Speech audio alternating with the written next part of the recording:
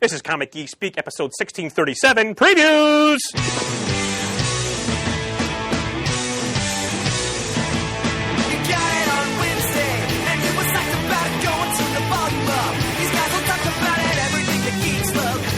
Laser beams, opinions like the seasons on everything you read in comics, movies, games, toys, artists, Comic Geek Speak, Comic Geek Speak, Comic Geek Speak, Comic Geek Speak, Comic Geek, uniting the world's mightiest heroes. This is...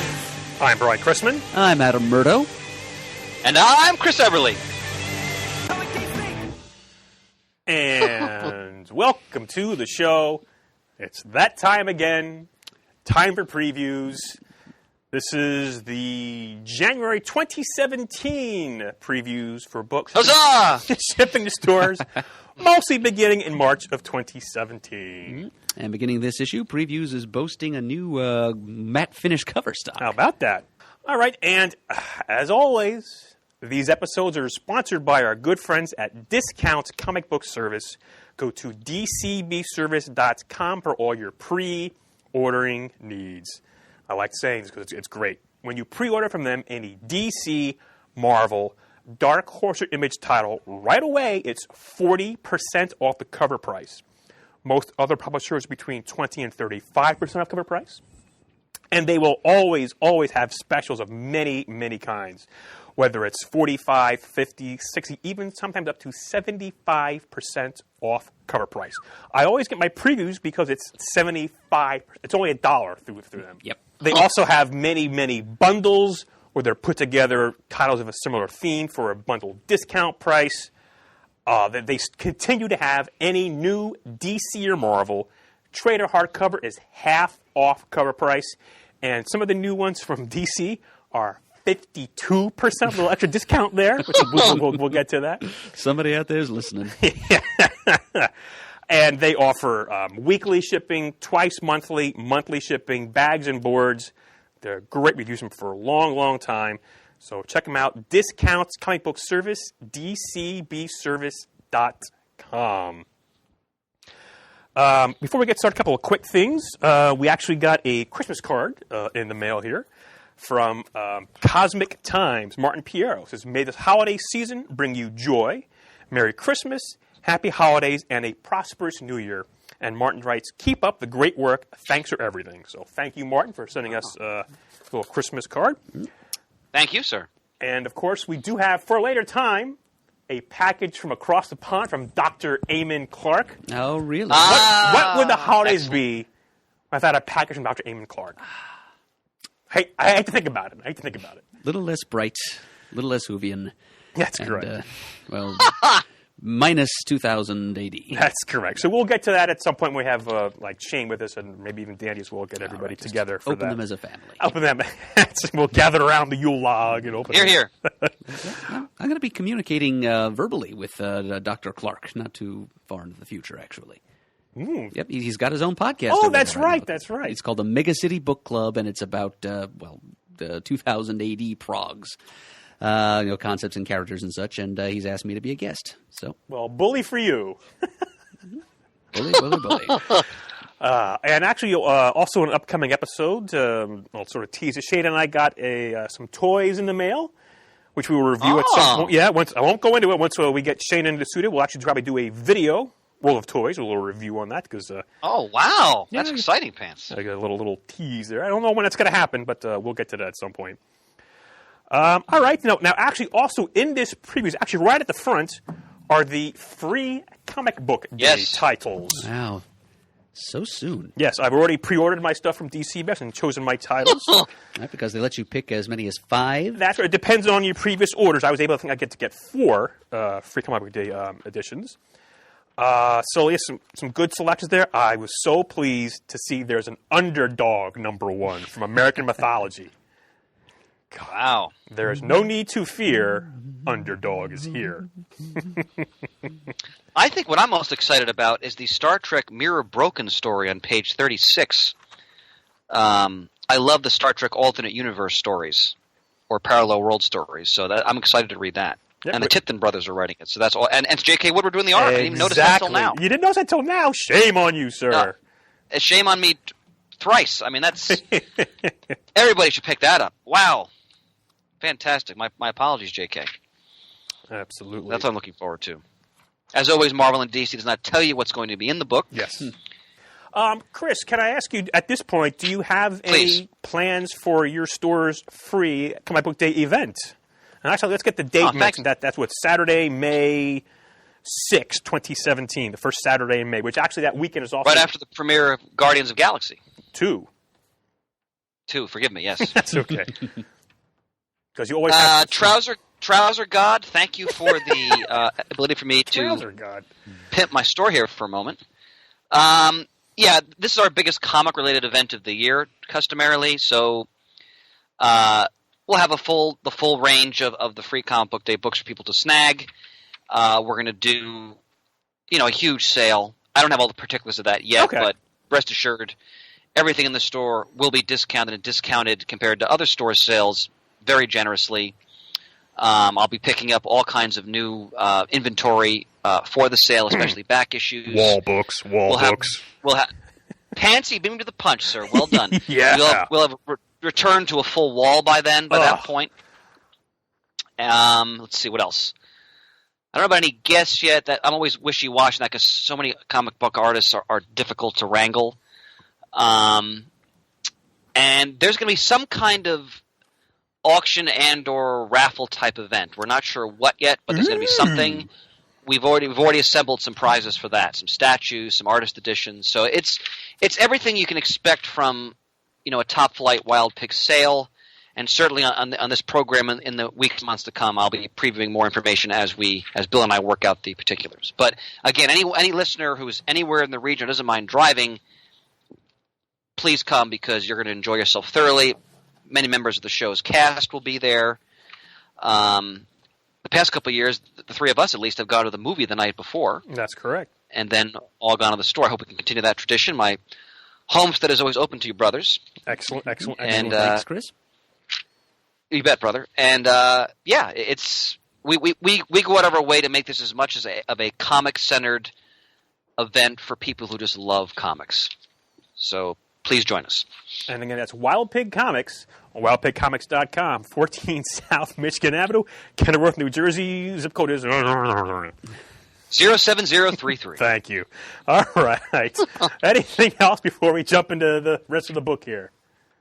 All right, let's go into good. Let's start with Dark Horse as we usually do. Anything that catches your eyes at Dark Horse, gentlemen?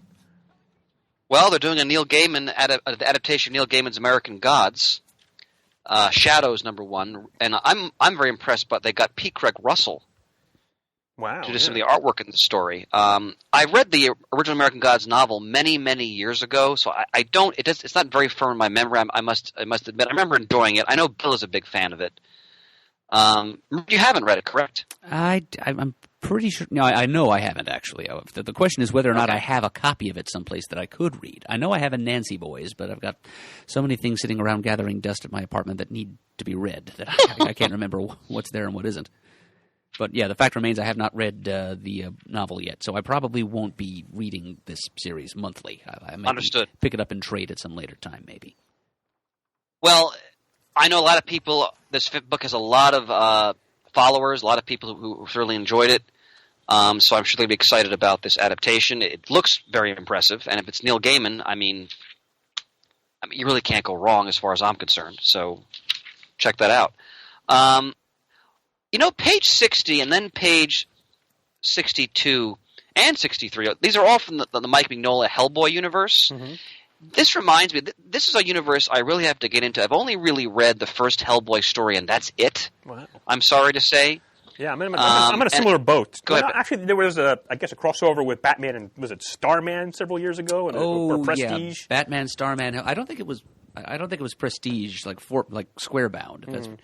I think it was just like your usual pamphlet format. But yeah, there was definitely a Batman, Starman, Hellboy crossover. That's right. So considering the setting, it's in the 1940s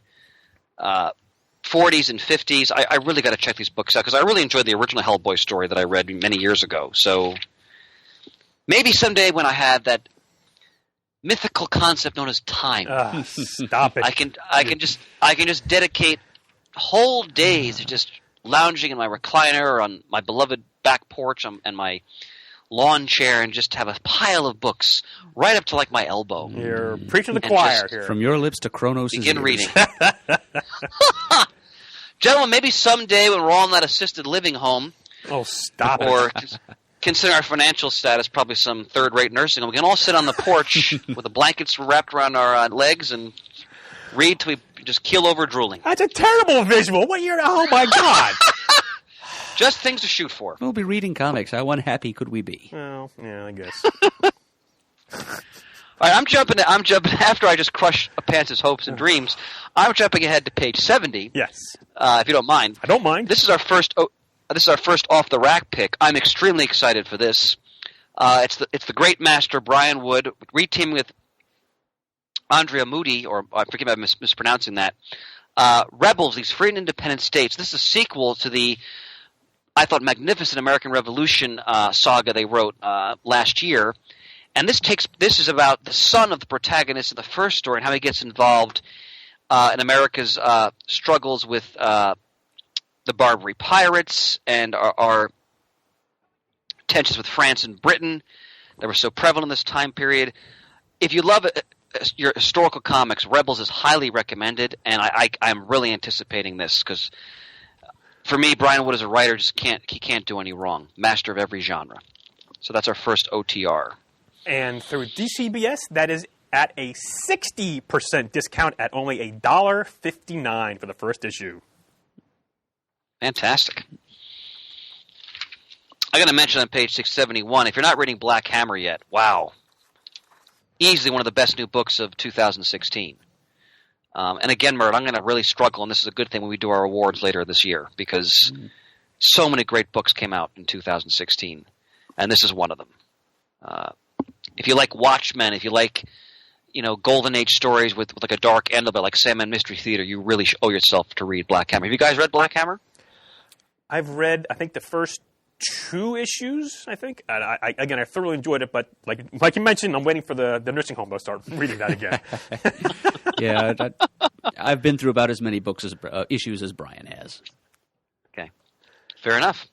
Now, again, I didn't even see this when I was first going through the book, but on page 76 just caught my eye, Jerry and the Joker, Adventures and Comic Art.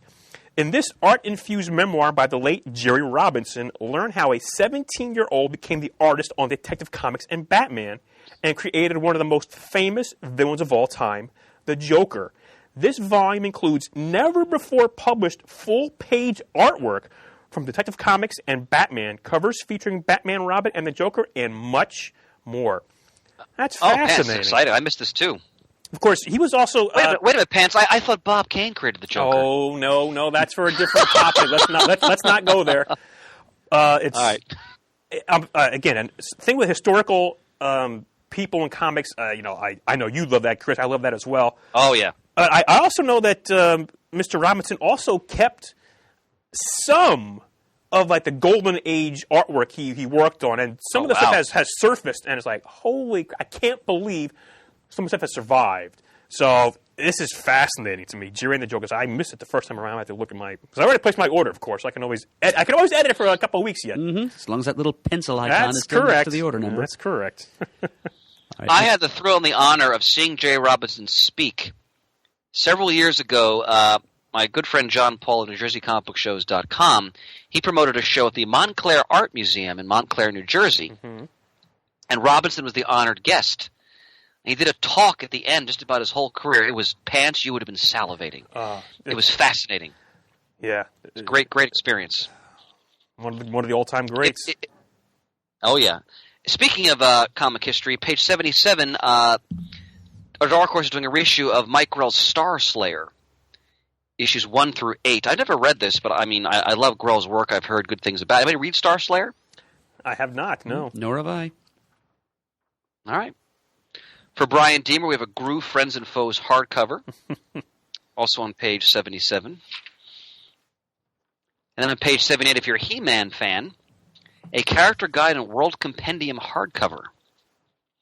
That looks fun. All right, over 4,000 individual entries, it says, about various characters, Wow. places, pieces of equipment, magic powers. Yeah, so this is the closest thing to a He-Man Who's Who. Yes, thing that's that what we've it had sounds so like. far. Yeah. Yep.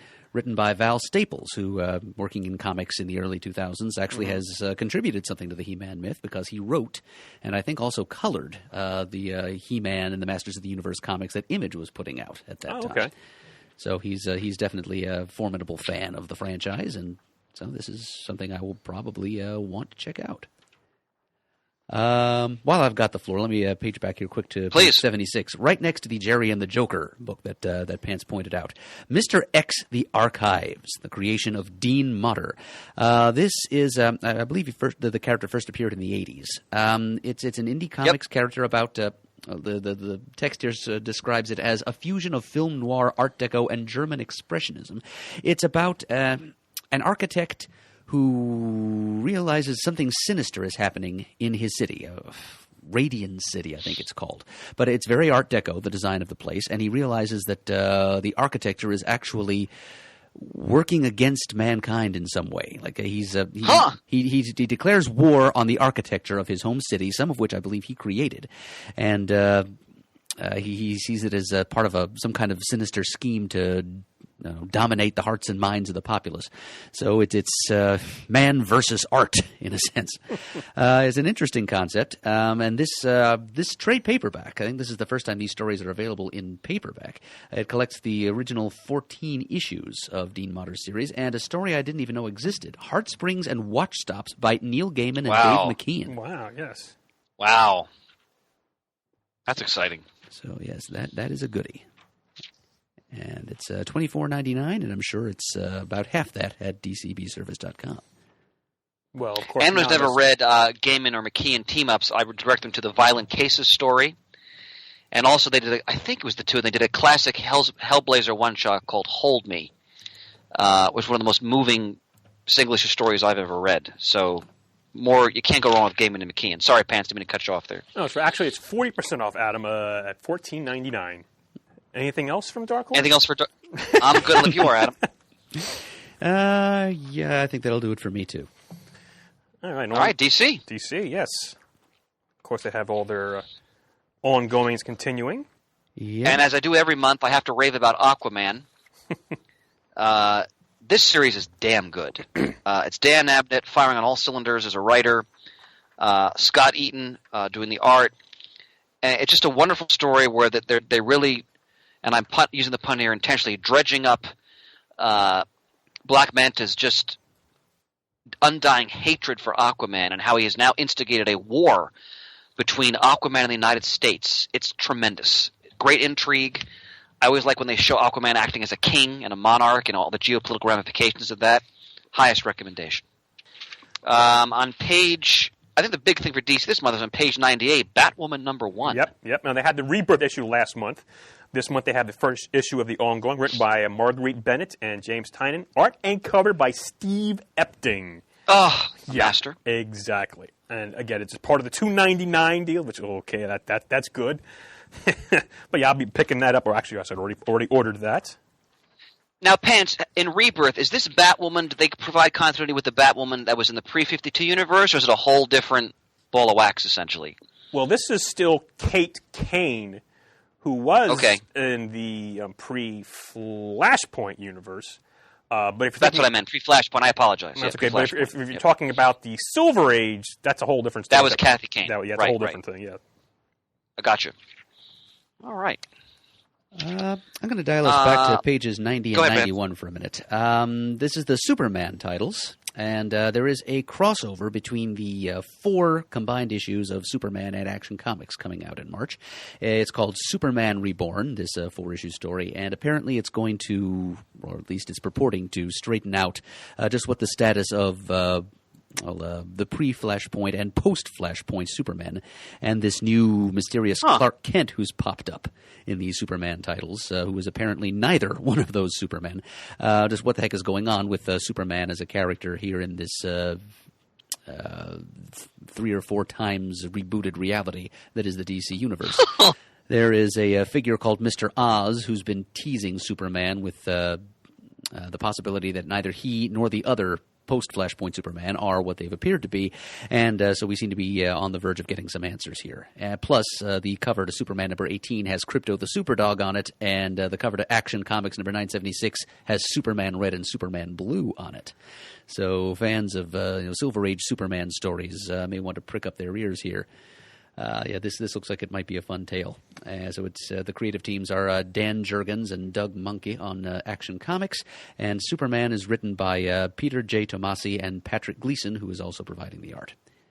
So that is an arc I will probably want to read. And all Murdoch, I'm sorry, Pats, go ahead. all 4 issues are half off cover price at DCBS, only $1.49. All right, 4 issues for the price of 2. That's correct. Murdoch, I'm glad you pointed these out because I'm going to read these because I'm intrigued by that storyline you just described. All right. Excellent. What else, gentlemen? Page 109, speaking of Superman stuff, the new Superman series, written by Gene Wen Yang of American-born Chinese. This is the young man Kenan Kong of China, who has gained Superman-like powers. In issue 9, it's the beginning of a new storyline called Coming to America, in which Kenan comes to the United States and encounters Superman, who has appointed himself the Armored Superman of Metropolis. So this series, which is set mostly in the People's Republic of China, is now beginning to cross over with the rest of the DC universe, and I think that's about the smartest move DC could make if they want this character to click with the largely Western audience of their books. So moving out of his native context here and into the broader DC universe is the new Superman character. I have nothing else to come on until we get to page 124, unless you gentlemen do. No, I think you can go right ahead there, sir. I think this is a magnificent concept. They're taking the fantastic Future Quest universe, which we've lauded in the past in this program, and they are now teaming up with various DC stalwarts. Adam Strange in Future Quest Annual 1, Booster Gold and the Flintstones, Green Lantern Space Ghost, which is our second off-the-rack pick for this previews, and then definitely one of the most interesting of the bunch, Suicide Squad and the Banana Splits. Oh, my God. The Banana Comments, Splits. my friends, comments. Fleagle, Bingo, Drooper, and Snork. Mm-hmm. I mean, that Making is up a mess of fun. That is as a kid and still today as an adult, that theme song is one of the. Don't start! I will. 1 banana, 2 banana, 3 banana, 4. And the Liz Phair cover for the Saturday morning album. Oh, that was in heavy rotation in my Volvo wagon back in the mid-'90s. Man, I just on cassette. love the Banana Splits. So that's crazy though. That's my God. It is crazy, but I'm not crazy enough to pay for it to buy it though. No, I am. You are. I'm totally buying that. Yeah, all right. It's written by Tony Bedard. It's not going to be a throwaway nothing of a story. It'll be a quality endeavor, I've no doubt. Oh, and have we mentioned that every one of these one-shot annuals contains not only the lead feature, but also a backup feature with a different creative team. So Adam Strange Future Quest, we've got a Top Cat story written by Dan DiDio with art by Phil Winslade. Booster Gold, The Flintstones. We've got a Jetsons story. And a Snagglepuss story. And the Suicide Squad Banana Splits. Exit stage right. Oh, it's a co-feature even. Oh, my God. Oh, my goodness.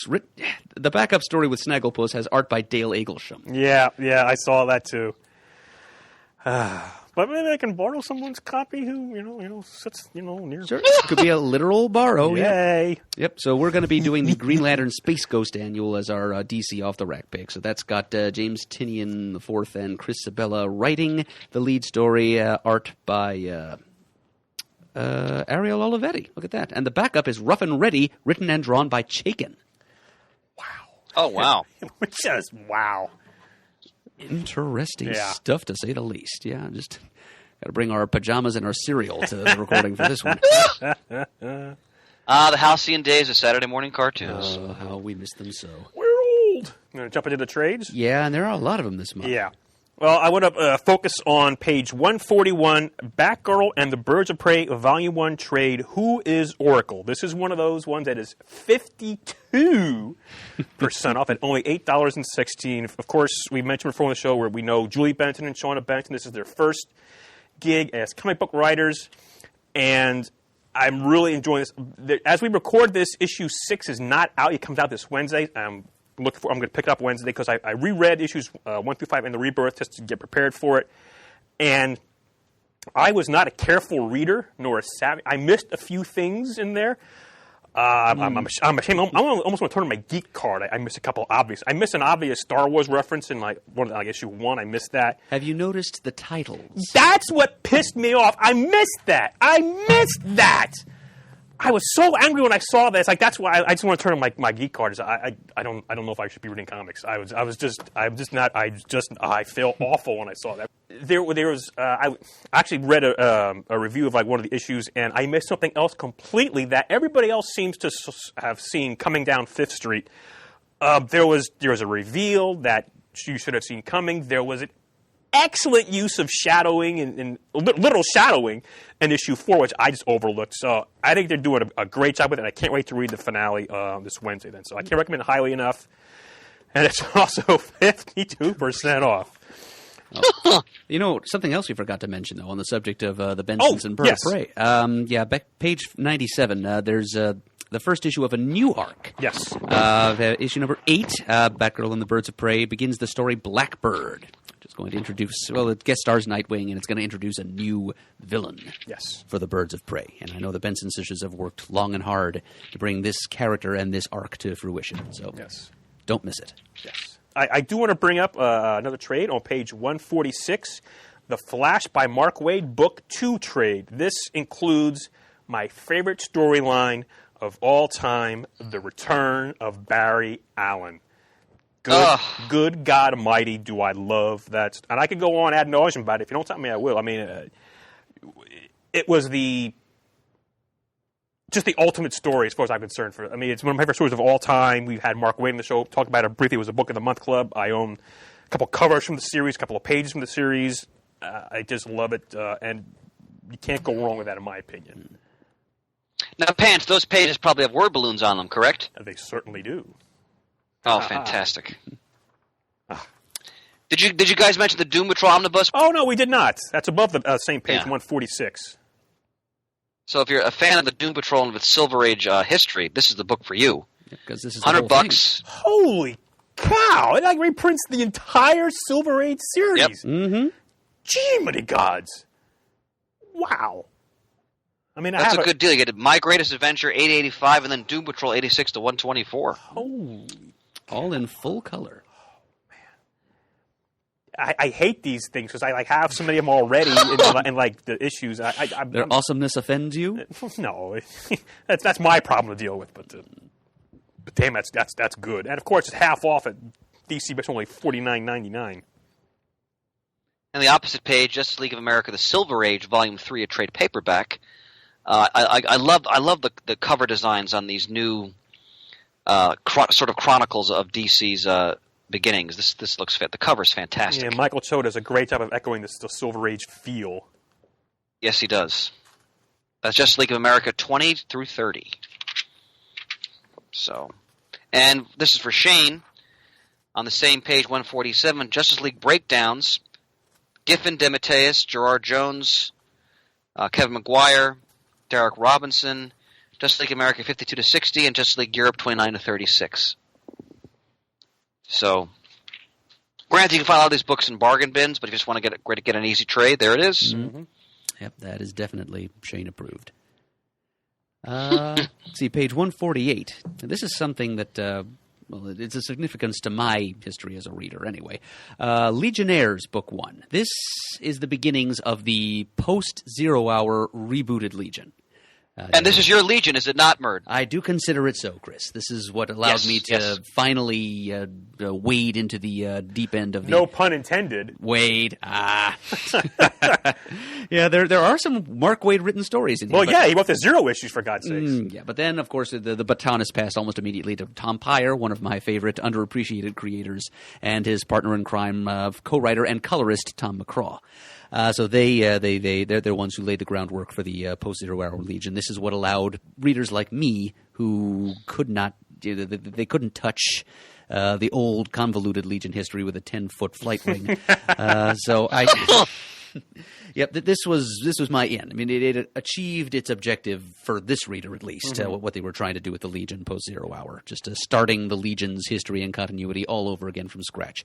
So this is issues 0 and 62 through 68 of what was the then current Legion title, and also 0 through 19 0 and 19 through 24 of the Legionnaire series. So this is not going back to the beginning of the first volume of Legionnaires, which was it was post-Zero Hour, and it was showing the stories of like teenaged clones of the adult Legionnaires at that time, and yeah.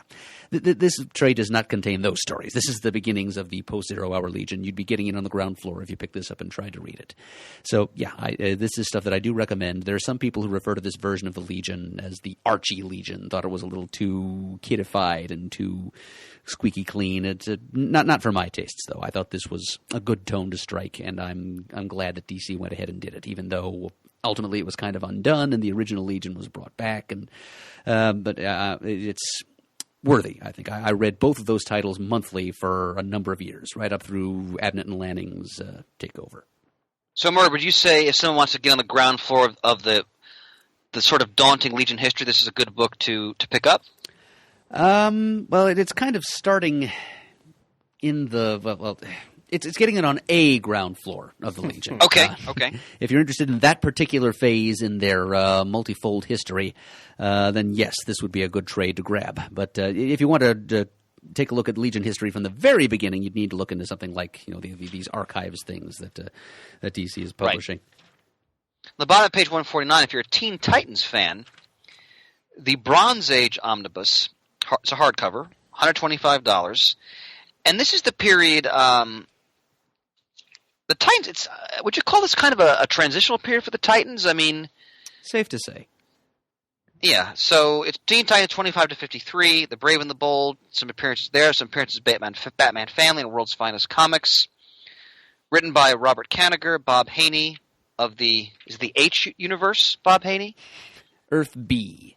Earth B, thank you. Earth B, I always screw that up. And Paul Levitz. Nick Cardy, Carmine Infantino, George Tuska, some heavy hitters here. Jim Aparo, Neil Adams. So if you're a Titans fan, this is something you would definitely want, especially if you're an historical completist. But it'll be released in softcover if you want to wait. So I'm excited. Speaking of young characters, on page 150, long overdue, DC, long overdue. Oh yeah, Young Justice Book 1. Peter David, Todd DeZago, Todd Nauck art. Oh, frig Todd DeZago. This is a Peter David thing, first and foremost. Young Justice 1 through 7, World Without Chronicles 1 and 2, Young Justice, Secret Young Justice, Secret Files. I looked forward to this book every month when it was coming out. I was reading the late 1990s. It is funny. It is poignant. It's reverential of DC history. It's Peter David, ladies and gentlemen. I mean, it's got a young Lobo in it, for Pete's sake. Did you guys read this series? Oh, absolutely. Yes, indeed. Yeah. As a matter of fact, what do you guys think? I just came to the end of it recently, actually. I think if not the next thing, then close to the next thing on the top of my pile is the Young Justice Titans Graduation Day miniseries that brought Young Justice to a close and led into the Jeff Johns Teen Titans. Yeah. But yeah, it's a series that it had a voice that few things DC has done over the past couple of decades have been able to match, and it has a fiercely loyal following of fans, and some of them close friends of ours, like Ian Levinstein, Brandon Christopher. They must be very excited that this is finally getting a trade treatment from DC. You are absolutely right, Chris, that this is long, long overdue. Yeah, I'll pick up a copy of this for my own library. It's a delightful book. And anyone who loves DC Universe, its history, the characters, and just wants to read a book that's fun, but also has a real. It's not just silly though. It's got a real heart to it as well. Oh yes. He explores the relationships between the characters. I think it's one of Peter David's greatest works, personally. There is tragedy, there is pathos, there is adolescent angst, Yes. but there's also plenty of silliness. So it's just kind of it's a tough balancing act to accomplish. But David is a master writer. We all know this. So He sure is. And all I have to say is they have the Forever People cycle at some point. tooling around in the super cycle. Yes, they are. Yes, it's enough said. I'm jumping ahead. Do you guys have anything for Vertigo you want to talk about? Oh, I did want to, on the same page as Young Justice please. Book 1, we also have please. the softcover edition of Grant Morrison's Wonder Woman Earth 1 original graphic novel. So if you want to see Morrison's alternate reality, continuity, unhampered take on Wonder Woman, there it is in an affordable package, $16.99 before DCBS discount. Indeed. All right, go ahead, Chris, into Vertigo. I had nothing to say about Vertigo unless you guys did. Okay, Chris, past Vertigo. Well, I just wanted to point out. Go ahead, Pants, please. well, you slipped there. I was going to say for Shane, who couldn't be here tonight, page 164, DC Icons, the Blue Beetle Where I was. Booster Gold action figure 2-pack. Wow. Yep. I know he's on been Facebook all over that. So yeah, it comes out in July. I mean, it's $60, but it is only $40.80 through DCBS. But The best part is they have interchangeable heads where they're both grinning. Yep. You get it. And Skeets. Skeet, you get the Lays, I guess from Cooey Cooey Cooey. Is that what that's from? Yeah, probably. Yeah. So that's awesome. And on page 162, if you're a fan of The Killing Joke, an incredible statue based on the Brian Boland design of the Joker. Yep. Sculpted by David Gerard. It's $150. It's not cheap, but that's a stunning statue there. Mm-hmm. And also a beautiful Terry Dodson design, yet another Harlequin statue as DC rides that money train. On page 163, $80. It's a beautiful statue. Yep. I'm in IDW if you guys are. Okay. All right, and IDW is leading this month with a new series of Deviations one-shots. As What If or Alternaverse is to Marvel, as Elseworlds is to DC, so Deviations is to IDW. It's alternate reality tales. And they've got them for a bunch of their licensed franchises here. There's Deviations for Star Trek, Orphan Black, X-Files, Judge Dredd, and, of course, My Little Pony. With the return from writer Katie Cook. Mm-hmm. Nice. I'm excited about the Star Trek one. In a world where the Romulans discovered Earth before the Vulcans, Earth is now a brutal penal colony. Resistance fighter William Riker has uncovered a vast conspiracy, and together with his band of prisoner outlaws, parenthetically you just might recognize a few, he must fight to rescue a mysterious prisoner in the darkest level of the Romulan dungeons. The only man on Earth that still holds the key to humanity's return to the stars. I'm totally looking forward to reading this. Star Trek parallel world stuff is always my cup of tea. Mm-hmm. I'm noting on page 175 a new artist's edition. Yeah, that's very historically important there. How about that? Go ahead, Chris. Yeah, Teenage Mutant Ninja Turtles, the original by Eastman and Laird. All the original art to the first issue. Yeah. From, what is that, 35 years ago? Yep. Wow. That's beautiful. It sure is. So, Pants, you gonna succumb and pick it up? No. I have to. Pants has got too much stuff lying around his house already. He doesn't, unfortunately, read his. Yeah. I hear that. I just got that shiver at my spine when you went third person there. That's magnificent, Pants. Yeah, Magnificent. maybe when I'm in that nursing home again, I'll have it tried. I'll have it brought to me and have someone to put the pages for me because I can't anymore. I have no saliva in my tongue to turn the page and then it's like. Well, maybe I'll be there right by your side. God, I hope not. No offense to you, Chris, but I got plenty of people I'd rather have next to me than you. I'm sorry. I understand, sir. Visitors Fantastic. are welcome, however, so. You did notice on page 188, Brian. I did. Yeah, Lennon, the New York years. I'm really psyched about this. Yeah, this is kind of interesting. Let's read this list here. 1975, Yep. John Lennon moved to New York City, stopped being a Beatle, and started being a father. Now experienced life with Lennon inside the Dakota as the world's most famous frontman awakens to the beauty and wonder of his new family while confronting the pains of his past. Very, very interesting. Written by David. Oh boy, I'm gonna have to try to pronounce those names. I'm sorry, but some writers there. Well, I'm a lover of Beatles history, so I'm definitely going to pick this up, and John Lennon in general. So the art looks fantastic too. Yep. I still haven't read The Fifth Beatle. Ah. Yeah, I know. I've read that by Brian about Brian Epstein. It's on my pile. I got to read that book because I know Jamie D loved it as well. Oh yeah. Jeez, Chris, even I've read that one. Well, now Further you're behind than I am. Well, okay. Now you. Ladies and gentlemen, I have been just put in my place so harshly. I'm going to go off in the corner and just commit ritual seppuku right now. How about committing ritual reading of the Fifth Beatle instead? That would be less bloody now, wouldn't it? Yeah. Anything else for IDW, gentlemen? There's a trade here on page 193 of a miniseries that IDW put out recently that I passed on at first. It's called The Electric Sublime. This looks like something for you and me, Chris. It's about an art detective who is brought out of a mental institution to investigate a new strain of pop art that's driving museum patrons insane. So it's kind of a psychedelic bent to it, if the cover art is any indication.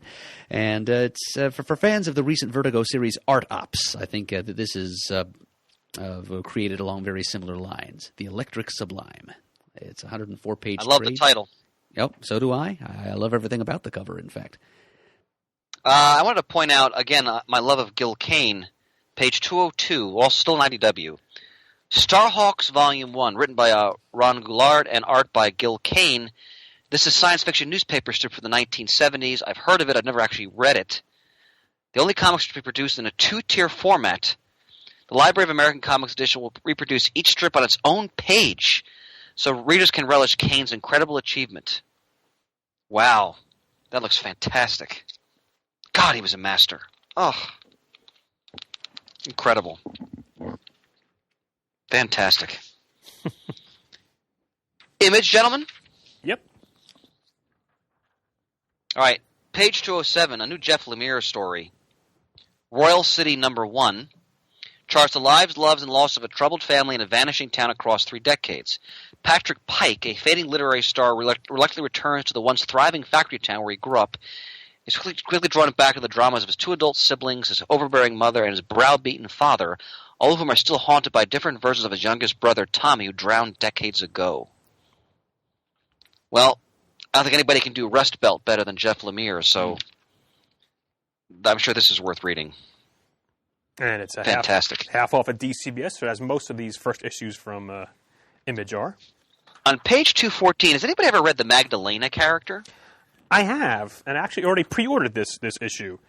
Back when I was really into Top Cow with Witchblade and everything, and around the time of Artifacts. Artifacts, exactly. I got in a Witchblade. I got the first couple trades, and I really enjoyed the character, enjoyed the story. So I'm gonna pick this up and give this a try. What is the premise of Magdalena Pants? I know nothing about the character. See, now you're asking me a question where I have to think and explain things and do things, and I just don't have the skills for that, sir. I'm very sorry. You have to Google that. No problem at all, my friend. Because I'm afraid I'd screw it up. I think you underestimate yourself, but I respect your decision. Oh, thank you very much. You were far too kind. What else? What was that, Max? I was trying to communicate in gesture that you should listen to what the man is saying and take it to heart. Oh, stop it. What else do people want to talk about from Image? A lot of ongoing series, many of which are excellent, of course. Yep. And typically, I want to comment. I'm sorry, Murray. Go ahead. I was pants actually. I got something on page 250. The complete Tales from the Con trade paperback. I've seen these. Oh, I noticed that. Yeah, I've seen these strips online for the longest time. Story by Brad. Oh boy, I'm not going to try to pronounce his name, but Chris Giarusso does a lot of the artwork for these. Just Wonderful artist. Because, Wonderful you know, artist. we all, well, me more than I think anybody else right now on the show, go to lots of cons and see all kinds of things. And this is just right up my alley here. So I'm getting this collection here. Already pre-ordered. Well, it. I have some Giarrusso original art. He appeared as a guest at one of the Wild Pig shows I did. Very nice guy. Very accessible. And he did great sketches for my kids. And I'm going to pick this up. Yeah. Well, let me and read. I'm sure we'll have. Go ahead, Pants. Let me read the description here. It says, Tales from the Con is an uproarious take on the world of comic books and conventions. Fanboys, fangirls, cosplayers, retailers, volunteers, and pros collide on the convention floor and beyond to prove that the comic conventions are a one-part festival, 2 parts group therapy. It's really, really, really, really fun stuff. Sounds about right. Yeah. Forgot 3 parts retail bazaar. So the whole 4-year run in one book. That's great. Mm-hmm. On Go ahead, Mert. Page 249, we've got a hardcover compendium of the series Phonogram by one of my favorite creative teams, Kieran Gillen and Jamie McKelvey. I think this is the first time they worked together. But yeah, it's a few different Phonogram series, all of them, in fact, to date. It takes. I haven't read this yet, but it's something I've been wanting to grab in a convenient collection, much like this. But the basic thrust of it is it's a fantasy story set, I believe, in London, in a world where, quote, music is magic.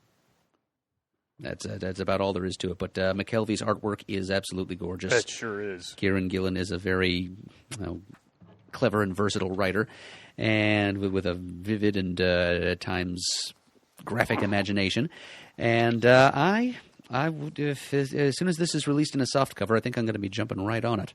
It includes Phonogram number 1 through 6, Phonogram 2, The Singles Club 1 through 7, Phonogram 3, The Immaterial Girl 1 through 6, and, quote, previously single exclusive B-sides.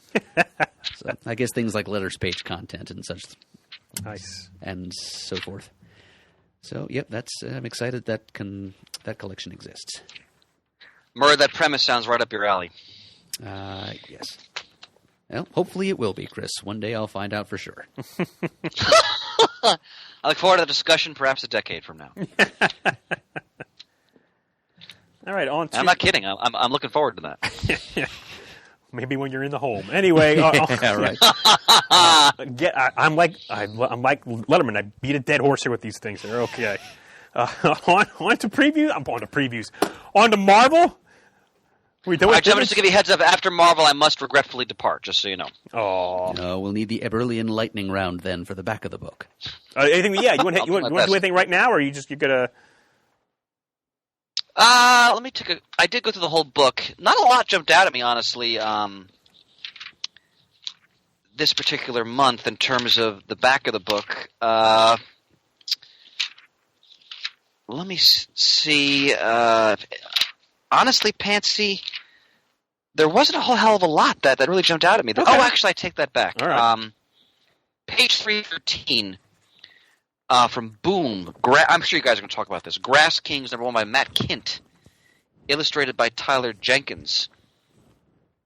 The art in this just looks breathtaking, almost like a water approach to it. A rural mystery series chronicling the tragic lives of the Grass Kings, 3 brothers and rulers of a trailer park kingdom. A fiefdom of the hopeless and lost, the desperate poor seeking a promised land. Wow. That sounds extremely compelling. And I haven't read enough Matt Kint in my reading life, so I'm probably going to try that. And on page 318, I think we did an OTR of the first issue of this merge, Strange Fruit. We did. By Mark Waid and J.G. Jones. I read the first 2 issues of this, loved it. Kind of lost track of the next issue. I don't even know if I have it in my pile. It's just about it's 1920s Mississippi, so neck deep in segregation, and a alien who takes on the likeness of a very powerful African American lands in this community, which is trying to deal with an oncoming flood. And just what his presence unleashes. The first 2 issues I read were outstanding. It's by Mark Waid, for Pete's sake. And beautiful art by J.G. Jones. So I'm probably, if I don't have the issues 3 and 4, I'm going to pick this up. Because I love the first 2. So I recommend that, especially if you're a Wade fan and or a J.G. Jones fan. On page 321, I just want to celebrate again these great Planet of the Apes Green Lantern covers. Oh, man. On page 321, these are fantastic. Another Silver Age homage there with Sinestro and Green Lantern. This time you have the apes taking over. Then you have a homage to like a classic Planet of the Apes type movie poster. I haven't read issue 1 yet. It hasn't come out, but I at least get the first couple because I really enjoy Planet of the Apes, Tarzan on the Planet of the Apes. I love Star Trek and the Planet of the Apes. So I love milk that property, ladies and gentlemen, as long as you can. Exactly. So I'm all for it. The other thing I wanted to point out, Panther did have things to say. Take that back. Good, on page good. 340, I've been reveling in Dynamite Entertainment's adaptation of the James Bond character. Warren Ellis has done a magnificent job giving us the kind of Bond I like. Brutal, merciless, calculating, yet, debonair and charming all at the same time. Think of the Daniel Craig type of James Bond. That's what you're getting here.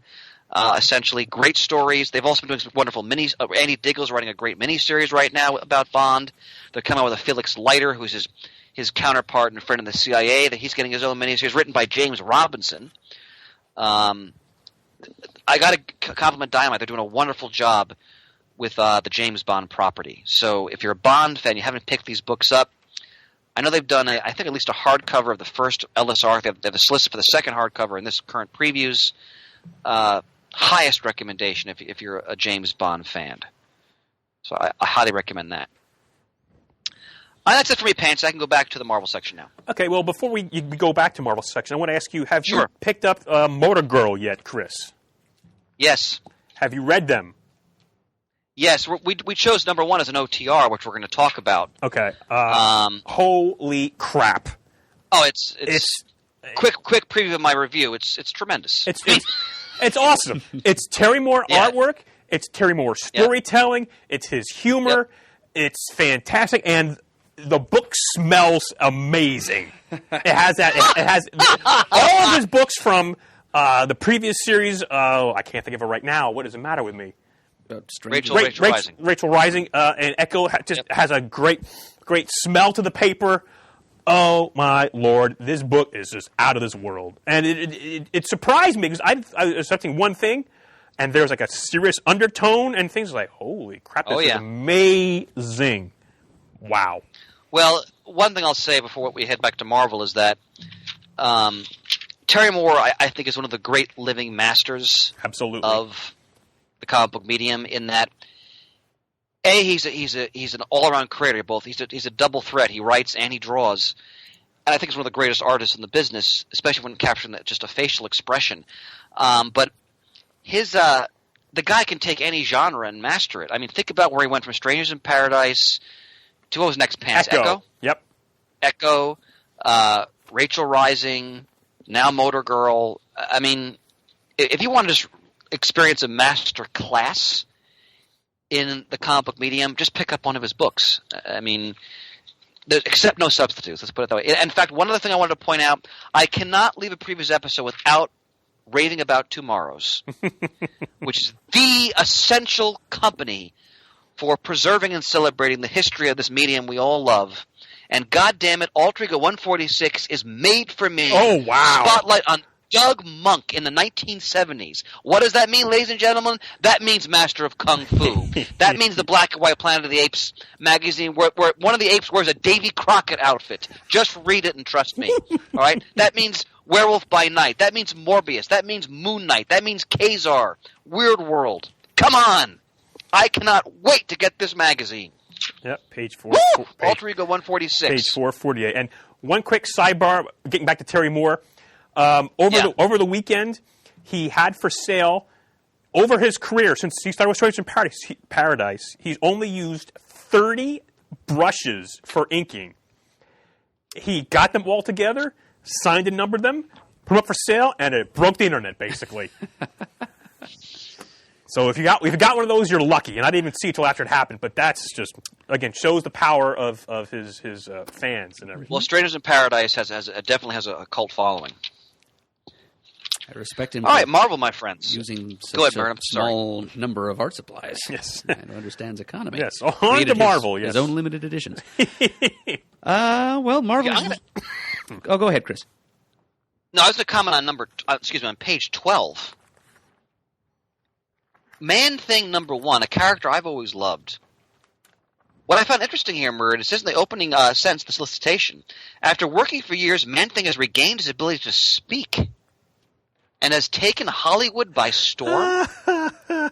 What the hell is going on here? It's the writer of the Goosebumps series of children's horror Right. novels trying to Yeah. write a comic here. And from what I've read of his own remarks, Man-Thing can speak. He's very sarcastic, and he's coming to Hollywood to find out why no one's made a decent movie of him yet. And I like you, really enjoy Man-Thing, Chris. Yeah, but I'm bump. It's... Yeah, the Marvel's Swamp Monster Man-Thing is one of my favorite characters at Marvel, and for that reason, I am going to stay very far away from this miniseries. Enough said. Okay. Maybe this is a way of trying to make up for the terrible direct-to-video movie they did of him. I don't know. This But is not the way to do that. I mean, when I think of Man-Thing, I haven't read this, so I can't definitively judge it. I mean, the solicitation is not encouraging, but I think of the classic Gerber stuff, which had a real pathos attached to it. So I don't know. Let's go on to our third OTR, which is on page. There's no page number again. Hold on. And there's no page number for pages. Let's see, 14, 15. Why did they do this? I think it's page 16. X-Men Prime number 1. Our third OTR. Now, I haven't read Inhumans versus X-Men yet. I have the first issue, and I haven't read it yet because I care less and less about these big events. In fact, a listener on our forums, I just forgot his name. It might have been Chris Murren. If it's not, I apologize. I thought he made a very astute comment about Marvel. He was talking about how one of the main issues he has now with the constant flow of events is the characters have no chance to catch their breath and kind of get reacclimated to their own worlds, their own supporting casts. It's just a breathless sprint from one big event to the next. I couldn't agree with him more, which is why I find myself so far behind a lot of this stuff because increasingly I just don't care. I'm going to read this, though. Besides being an OTR, it's good to see Ken Lashley working in comics. I haven't seen his name in quite a while. And I'm just interested to see because the X-Men have been so exiled to the backward of the Marvel Universe now for quite some time. I'm interested to see now what they're going to do with the property. What are your thoughts, gentlemen's thoughts on this? Well, this is phase 1 in the takeoff cycle of the X-Men's meteoric rise back to relevancy. And I'm excited to see that the X-Men are not being completely cast aside, a la the Fantastic Four, which is what a lot of us were afraid was going to be that Marvel was going to do. But they're surprising all of us now, and pleasantly, by apparently devoting some serious attention to refurbishing and revamping this franchise, and launching it out of this Inhumans versus X-Men thing that I also have not read, Chris. And I'm imagining a lot of the people picking this up will not have. I think this is the idea here is to bring people back to the fold, people like us who have kind of lapsed in our X-Men readership. So hopefully, if they're doing their job right, this will get us all up to speed as the X-Men prepare to return to prominence in the Marvel Universe in 2017. This is supposed to be the beginning of the new Resurrection Initiative, and all the important characters are seen on this page, and page 17. And so I guess we'll all find out and share with our listeners whether or not we think the X-Men creators and editors have done a good job of getting this resurrection thing off to a good start. Well, looking forward to it. I want to put on page 20, Iron Fist is getting a new series. Again, I want to laud the wonderful Power Man Iron Fist by David Walker and Sanford Green, which is magnificent. Another great new title in 2016. God, those awards are going to be tough, Murd. Written by Ed Brisson, art by Mike Perkins. Kunlun is in ruins. The chi fueling Danny's fist is wavering. Is there a future for the Iron Fist? I'm interested to see if this is going to somehow coincide with Power Man Iron Fist. It's going to be its own thing. For my money, Power Man Iron Fist is one of Marvel's best books right now, so we'll see how this title does. I want to point out, I want to laud this book heavily. Page 22, Avengers 5.1. Have you guys read the first couple issues of this? I have not. I haven't read them, but I have looked through them at least. All right, did you guys read Wade and Kitson's JLA Year One? Of course. Yes. Okay, if you love that, you're going to love this, because I don't think anybody does this kind of story better than Mark Waid, frankly. And if you love Marvel history as much as I do, if you're familiar with that period, there's so much to enjoy in this story. It's basically Cap's Kooky Quartet, what happens in between the Silver Age issues. And it's all about that team trying to coalesce and the difficulties they find, and amusingly how much of a pain in the ass Hawkeye is to work with, among other things. And it's classic Wade Kitson, definitely one of the best things Marvel did this year. I can't recommend it highly enough. It's fantastic. So this is the last issue, I believe. Mm-hmm. Yes, it so highest recommendation for that. I also want to point out on page 26, I'm really enjoying Infamous Iron Man by Bendis and Malev. Victor Von Doom taking up the mantle of Iron Man. Outstanding. Bendis gets Victor Von Doom. It's a very interesting take on the character and his place in the Marvel Universe. I look forward to it every month. Let's see. What else, gentlemen? I don't even monopolize. What else? Page 39, The Clone Conspiracy Omega, which is essentially issue number 6 of the 5-issue Clone Conspiracy miniseries. Which I have not read yet. Yep. Yeah. But what I've seen of it has been promising. Less happy about this extra issue they've tacked on here, though. And I do want to warn people where it says here, Dan Slott and Christos Gage and Peter David, writers. If you look at the last line of the copy, witness the first chapter of the next big Spider book by Peter David and Mark Bagley.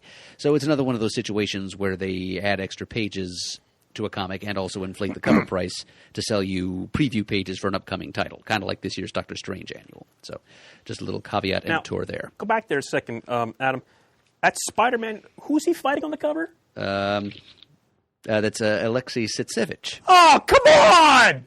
Come on! You can't do that! Can't I? Oh, man! Complain to the nursing home I staff. ask for so little. Okay. Rhino! It is! Oh, thank you. Give the people what they want. Pants almost had to take a cold shower after that, Bert. My God. Oh, so thank you. Peter David and Mark Bagley. That's a great team, though. I've definitely checked that out. What I find, by the way, go to the next page. I'm way behind on Amazing Spider-Man. Way behind. I have to catch up. But what I find interesting is that they say the artist is classified for Amazing Spider-Man 25. Then you go down to further detail, and they say it's Stuart Immonen. Well, I think it's classified. Great artist. I mean, it's classified for one of the stories contained in the issue. Okay. All right. Fair enough. See, Oh, top I secret misspoke. bonus That's my creative mistake. team. Yep, Okay. there's also a classified writer, which is Okay. really doesn't instill that much confidence in whichever story that will be. We'll see. Well, I got to catch up because Dan Slott I think is an excellent Spider-Man writer. Well, excellent writer, period. And I'm like a year behind on this book. And the next page, oh wow, Venom's coming back. Can you hear the excitement in my voice? I'm sorry. I'm just jaded a little bit. I'm just tired. Yeah. It's not meant to excite people of your generation, Chris. It's No. more for, I guess not. Fair enough. for the children of the 90s. Let's see. What does excite me on page 58 and 59, two series I've been praising and raving about, is Jessica Jones. Tremendous. The creative team, Bendis and Gaidos, created the character that she's home where she belongs. And then Power Man Iron Fist, which is so reverential to the series' history, its tone, its sort of kung fu and blaxploitation roots, but takes it right up to the present. Great book. Highest recommendation. Still enjoying on page 63, Ta-Nehisi Coates' take on Black Panther. Beautiful art by Brian Stelfreeze. But I got to go, and I think Pants, you'll join me here, on page 64. Holy crap, how good is Black Widow? I am woefully behind in my reading, I must say. But, yeah, again, you can't go wrong with, you can, but I don't think you can go wrong with Wade and Samney working together. Yeah, I mean, think about their work on Daredevil. And I've read the first trade and then past that. I'm current on the book. I think it's issue 6 or 7 now. This is some of the best Black Widow I've ever read, period. I mean, it is – she's still very much in the Marvel Universe, but my God, are they going deep into her bloody past and Was it with the Red Room? Is that what it is? Yep, all of it. It's a riveting book, and the combat scenes are amazing in them. I mean, just the way Sam Neill blocks them out. It's top flight comics, ladies and gentlemen. Definitely check out Black Widow. And on page 68, Marvel's another one of Marvel's great titles, Silver Surfer 11. This issue profoundly changes this entire series. Then in capital letters, don't miss this one. And you know what? With this book, I actually believe that. They've done it before, and it's not necessarily hyperbole. It's such a wonderful book. The tone, there's such a light fun to it that you're not usually associated with the Silver Surfer because of the presence of Dawn Greenwood as companion. Yeah, her yet it's still. Yeah, you mentioned companion. Go ahead. The Doctor dynamic with her, with him and Dawn Greenwood is just amazing, and it's all red art on title. So much. Yeah, that and she really brings out the humanity in the Surfer. Yep. Like sometimes he'll actually remove his galactic glaze and appear as Norrin Rad. Yep. The history of the Surfer is very much there, though, but it's very poignant too. It's got a real pathos. It's a great balance. I mean, it's a masterful book. And I misspoke before, and I corrected myself when I said Dan Slott's a great Spider-Man writer. He's a great writer, period. Mm-hmm. And I think this is one of his greatest achievements of his career, actually.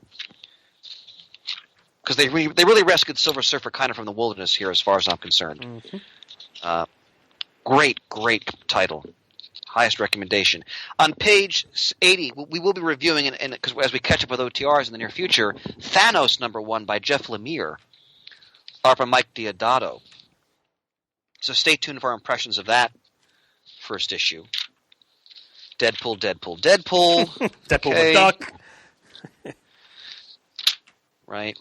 Wolverine. I'm gonna before I have to depart. Before I leave, I want to comment a couple more things. I'll turn it over to your more than capable hands, gentlemen.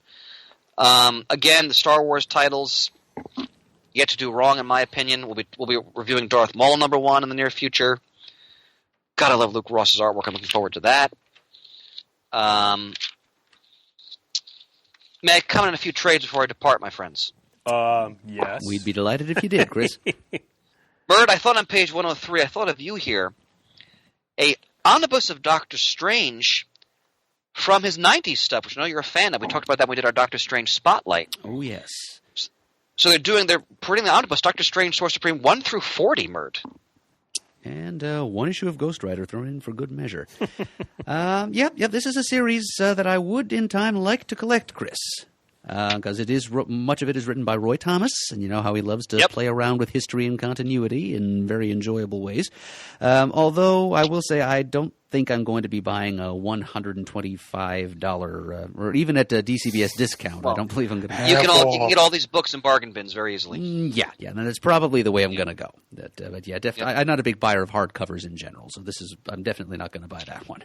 But it's going to Wild Pick Comics on May 6th, Free Comic Book Day. You bet I will. I will be there with bells on. Yep.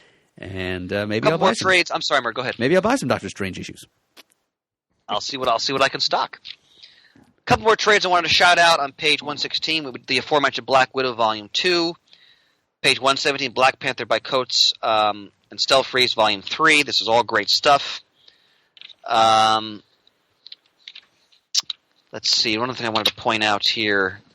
Pages 124 and 125. I'm enjoying both the Captain America Sam Wilson and the Captain America Steve Rogers by Nick Spencer. Both captivating takes on the icon. I give Marvel props to page 126, reprinting the classic Captain America the Falcon, the Secret Empire storyline, where Captain America becomes Nomad. I won't reveal the shock ending if you haven't read that classic Bronze Age yarn yet. Page 127, Marvel's Epic line, reprinting Captain America 318 to 332. This is some of the height of the great Grunwald stuff. Super Patriot, Flag Smasher, D-Man, Scourge of the Underworld. If you love Cap in the 80s, that's a great collection to get right there. It's a lot of issues, 318 to 332. Marvel Fanfare 29, 31, 32. The Annual 8 featuring Wolverine. Good 80s stuff from Cap and Mark Gruenwald, the late, great Mark Gruenwald. On page 130, X-Men Epic Collection, Second Genesis. Wow. Giant Size X-Men 1, X-Men 94 to 110, Marvel Team Up 53, 69 to 70, Annual 1, Iron Fist 14 to 15, Foom number 10. If you want to get on the ground floor of the classic Bronze Age X-Men by Claremont, Cockrum, and Byrne, right here, $40. It's a fair price for a hell of a lot of the X-Men. Good stuff. My friends, parental duty calls. All right. You must answer. As always, a profound honor. I leave it to you, and I will talk to both of you in the very near future. All right, sir. Good night, brothers. Farewell. Ciao. Very well, sir. All right. So, anything else you have for Marvel? Exit a legend. Okay, well, let's drop a mention of the first thing Marvel mentions in the beginning of their book. Okay. America #1. This Yes. is the America Chavez character featured in the Young Avengers series by Yeah. the team of... Gillen? No. yes, Kieran Gillen and Jamie That's right. McKelvey. McKelvey, yeah. That's where I think I saw the character first. Or maybe that where she first appeared. I don't know. That's where I saw her first. I'm pretty sure that is where she first appeared. Okay. Yeah, and she was a member of that group, and now she's got her own solo series. So that's good, and one of the covers is by the aforementioned Mr. McKelvey. Monsters Unleashed continues to go on in March. We talked about Resurrection, all that good stuff. Probably not much of anything in the singles section of the book that I would touch back on that we haven't already mentioned, though I am giving it kind of a quick treatment here. Yeah, Chris mentioned the new Iron Fist #1. Yep, Squirrel Girl is there, a bunch of Doctor Strange stuff. Lots of Guardians of the Galaxy stuff, of course, because, as has been mentioned, Volume 2 of their film series is coming to theaters just a couple of months after this, the month this previews covers. In the X-Men section, I think we're seeing the final issue of a couple of series, making way for the new slate of titles to be published as a part of the Resurrection event. So all new X-Men, probably Uncanny X-Men and Extraordinary X-Men, probably all going to be going away. They're soliciting a hardcover for the Monsters Unleashed event, even though it isn't, as of this previews, isn't even over yet.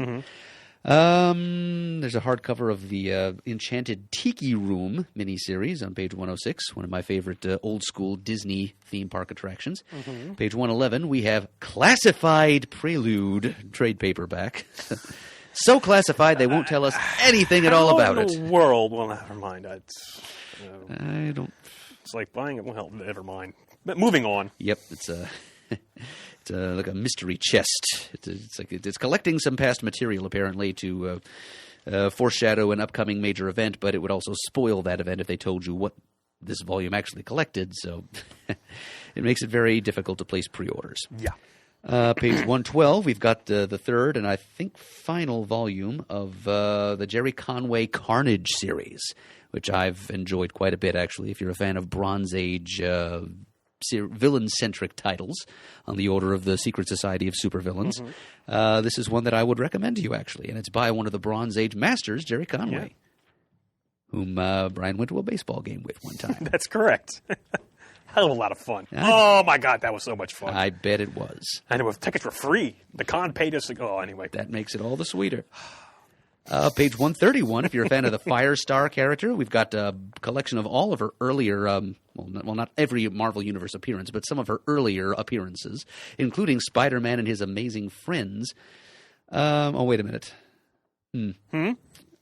Was that? Trying to. I don't know if that's. That might be a more recent publication, actually. I'm not sure that's like one of her earlier appearances, but it's in the style of her early appearances anyway. Plus her 80s miniseries and an appearance from Uncanny X-Men number 193. So it's it's a bit of an 80s flashback, but also some more recent material thrown in for good measure. It's a trade of appearances of that particular character, if you're a fan. Yeah, I think that's going to be just about it for me. Okay. Then on to the back of the book. All right. And as always, a lot of stuff up the front with the A's. Everyone's trying to get towards the front of the back of the book, and all these A companies here. Like the aforementioned Abstract Studios Motor Girl issue number 4. Can't recommend that highly enough, if not for the smell alone. It's intoxicating. Yes, where does it fall on the Shane scale? Well, yeah, I don't know, but we'll have to figure out what that scale actually is. I don't know what unit of measurement he uses. Something from Action Labs in their Danger Zone sub-imprint on page 272. This is something Dave Dwanch teased while he was a guest on the show a little while ago. Amerikarate, number 1. It's kind of a love letter to American martial arts pictures of the 80s. You know, the Karate Kid and its grubby-faced progeny. It's kind of played for laughs from the looks of it. So it's kind of a humor and action series. With Sam Kickwell as the main character. The name says it all. And the regular first issue is half off cover price, only $1.99. The Rough Riders from Aftershock Comics. The second volume continues. And on page 279, there's a one-shot called Rough Riders Nation. So a la League of Extraordinary Gentlemen, it's revealing a bunch of other historical figures who may or may not have been part of the Rough Riders team. I like it. I like it a lot. I already pre-ordered that. Well, it's more Pat Olive artwork. Well, I think it looks like he was writing some of that. I'm not sure. Was he doing the art on the... the art is by Various. He is doing the cover. That's correct. So, I just recently did a mini binge on the latest Archie books. You know, Archie, Josie and the Pussycats, Jughead. Actually, didn't get Reggie and Me, but I can't blame you because it's Tom DeFalco writing it. I know you, but I thoroughly enjoyed Sabrina the Teenage Witch's appearance in Jughead in a 3-issue arc. Oh, that was so fun. Was Zdarsky writing it at that point? No, this was Ryan North. Oh, all right, of Squirrel Girl and Adventure Time. And it was so much fun. I mean, they add at the end of each page, almost every page, at the very bottom in the margin, there's like a little funny note there. It's like, that's kind of Ryan North's trademark. Yeah, that's just awesome stuff. And then you also have these one-shots coming out from Archie. You have the Archies one-shot, Jughead, the Hunger one-shot, Little Archie one-shot, and Sabrina the Teenage Witch one-shot, written by Katie Cook and Franco with art by Andy Price. Sold! The My Little Pony Team Supreme, and guess what? Andy even gets to draw humans in this issue. Good for him. Oh, man. Of course, Little Archie written by Art Balthazar and Franco with art by Art Balthazar. Can't go wrong with that. Yep, it's the Tiny Titans Team Supreme there. Oh, my God. So, yeah, I will definitely be buying a couple of those. Yes. The Archie's one-shot looks good, too. It's from the same people who wrote the Archie Meets the Ramones one-shot, and it's focusing on Archie and his friends as rock musicians. Mm-hmm. I'm sorry Chris isn't here at this moment. Because the boom stuff? No, I was getting to the Black Mask the stuff, Black Mask actually. stuff. Yeah, on page 306, a new series called Space Riders Galaxy of Brutality, number 1. So it's kind of like... psychedelic 70s cosmic meets counterculture biker comics. Okay. It's the kind of thing that I think he'd dig. You know, just looking at the sample art on page 307, it kind of looks like a blacklight poster. Oh, yeah, absolutely, yeah. And then we get to the boom stuff. Yes. So I'm glad Chris mentioned Matt Kint's Grass Kings on pages 312 and 313 because I kind of skimmed right over it. But yeah, rural mystery.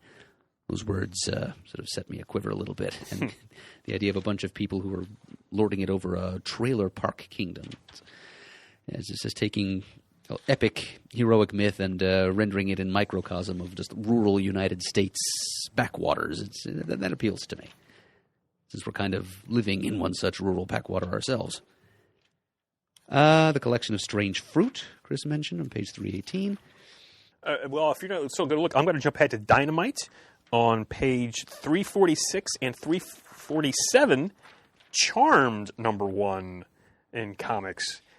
The Return of the Cult favorite TV show. I enjoyed the show. And actually, the show apparently is going to be rebooted, I just found out. But it's going to be set like in the 70s. Good luck with that.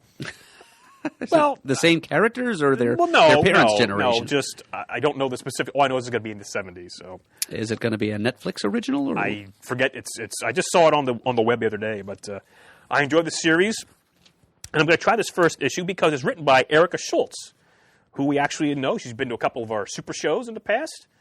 And she always bugs me. And she actually gave me cookies at New York Comic Con. So I ordered. If she gave me cookies, if you give me cookies, I'll read your book. That's at least I can do, right?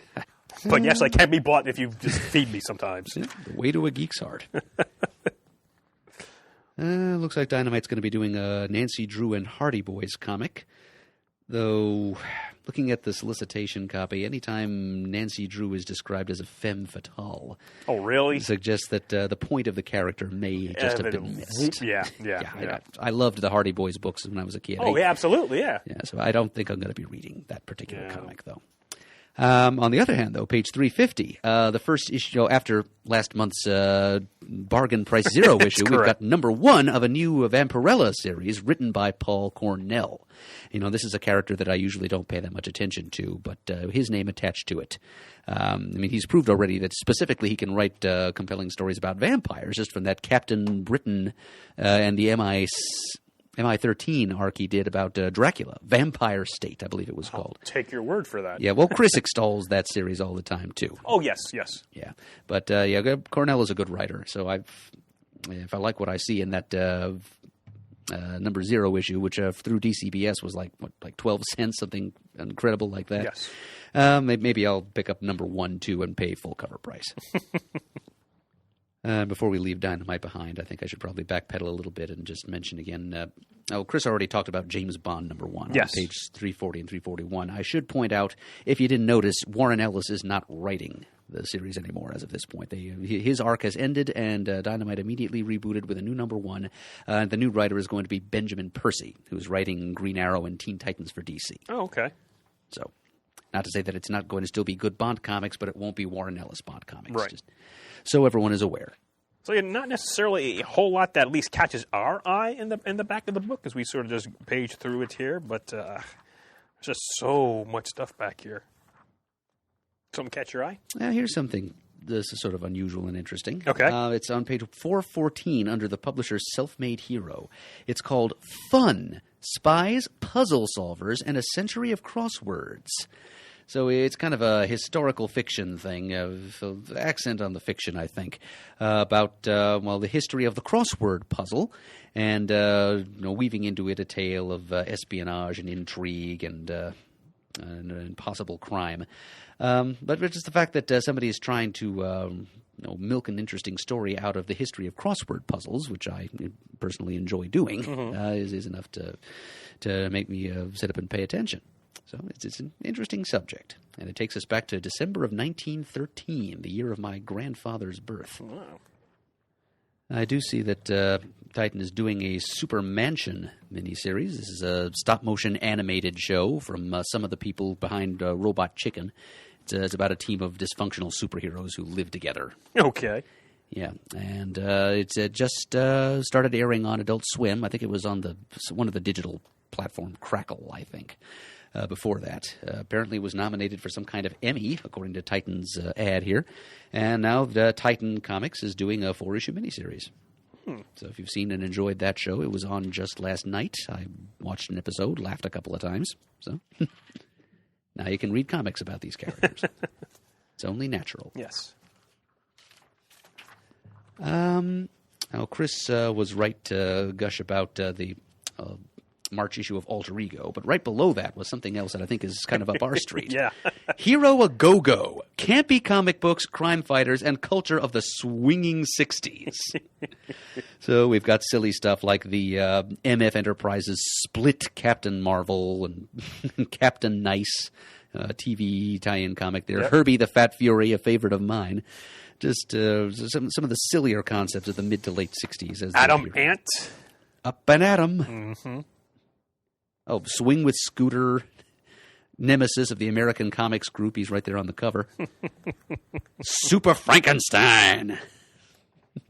Yeah, that's all brought to you by Michael Urie, acknowledged comics historian and past contributor to some quality Tomorrow's publications. So yes, I think the two of us will probably be reading that. Yes. Usually like to spotlight something in the Valiant section, but Okay. there is a new X-O Man of War #1. That seems to be what they're promoting this month. Written by Matt Kent. Ah, okay. So that's one thing. And Bloodshot #0 on page 456, written by Jeff Lemire. So those two, those two have their names around the Valiant section quite a bit, it seems, which is encouraging. But yeah, I don't think I have anything else in the comic section to mention. Okay. And I rarely go through the back of the book because, it's toys and T-shirts and games, and I can get lost in there, and I'd really rather not get lost in there with the statues and the cool stuff. Lead yourself not into temptation. Yes. Although there is a cool little book here called Doctor Who T is for TARDIS hardcover. Oh, yeah, there it is on page 488. Yes. But if you don't have anything else? Well, I do have one big check mark here on page 486. Okay. It's a book called The Legion of Regrettable Supervillains, a sequel/companion volume to the earlier League of Regrettable Superheroes by the same author, Jonathan Morris. Okay. Oddball criminals from comic book history. So it's a bunch of strange... It's weighted a bit towards the golden age, I suspect. Okay. Yeah, Vita the Cobra Woman. Somebody called Lepus, who doesn't even look like a... Now, not to be confused with Night of the Lepus, which is about giant radioactive killer rabbits. Yeah, I always I was confused with that. Yeah, don't fall into that. Okay, I won't. Yeah, but and it does mention Swarm, who was a 70s character who fought the Marvel's champions of Los Angeles, an ex-Nazi scientist whose flesh is replaced by a swarm of sentient bees. Sentient bees being the key part, right? Yes, they're intelligent enough to take orders, but his is his mind, the Nazi scientist's mind, becomes like the queen bee, the psionic equivalent of a queen bee, I guess. The bees follow his commands and they replace they consume his flesh and replace it. So he's a Nazi skeleton wearing a purple cloak and white gloves, and his body is made out of bees. Wow, you sold me. He's a pretty cool visual. He fought Squirrel Girl a while ago, but naturally didn't win because Squirrel Girl is unbeatable. That's correct. It's right there in the title. Certainly. To avoid any possible confusion. Mm-hmm. Yep. Yeah. I'm with you there as far as wanting to avoid temptation. I have not really looked very closely. I did notice on page 616, appropriate for a Marvel product. Okay. It's a couple of Doctor Strange yes. items, the classic 70s Doctor Strange. The funky, chunky magnet. This is especially cool. To see Doctor Strange in his cloak of levitation soar across my refrigerator. But, yeah, I think that's the only thing I'm going to mention from the back of the book. Okay. And thus endeth our sermon? Thus endeth it. Okay. Well, remind us again, please, if you would, of the off-the-rack selections for this month. I would be happy to. All right, for Marvel, our off-the-rack selection is X-Men Prime #1. From DC, it will be one of the DC Comics Hanna-Barbera crossovers, the Space Ghost and Green Lantern Annual. Mm-hmm. And the independent pick for this month is from Dark Horse Comics. It is the first issue of the 8-issue miniseries Rebels, These Free and Independent States by Brian Wood and Andrea Muti. Excellent. All right. Well, that'll wrap it up. And as always with previews, this episode was brought to you by Discount Comic Book Service. Go to dcbservice.com for all your pre-ordering needs. You'll be glad you did. Yes. If you'd like to send us an email, our address is comicgeekspeak@gmail.com. If you'd like to leave a voicemail, our number is 267-702-6642. You can like us on Facebook. You can follow us on Twitter. We're at Comic Geek Speak. You can also visit our forums at thecomicforums.vanillaforums.com. Leave some comments and feedback about this episode and various other episodes, and take part in comics-related conversations with like-minded listeners of our podcast. We'd like to thank everyone who's made monetary donations to our show recently or in the distant past. Really appreciate it. Couldn't continue to do the show without you.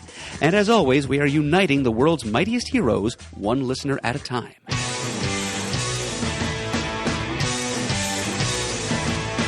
got it on Wednesday, and it was talked about it going to the volume up. These guys will talk about it, everything that geeks love. From cakes to laser beams, opinions like the seasons on everything you read in comics, movies, games, toys, artists, comic geek speak, comic geek speak, comic geek speak, comic geek